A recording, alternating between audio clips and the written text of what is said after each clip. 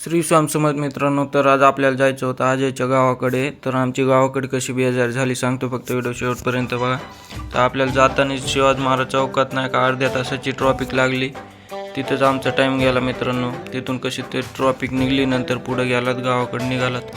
गावाच्या पुढं आपल्याला जायचं होतं मित्रांनो, त्यांच्या रानात जाताना बघा रोड कसा आहे. गावाच्या पुढं असलाच रोड होता मित्रांनो. तिथं 3दा पडता वाचलात आम्ही. तिथून कसं तरी गेलं त्यांच्या कोट्यापाशी गाडी लावली.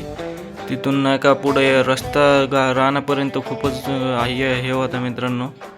बघा तर इथं गाडी लावून निघालत पायी.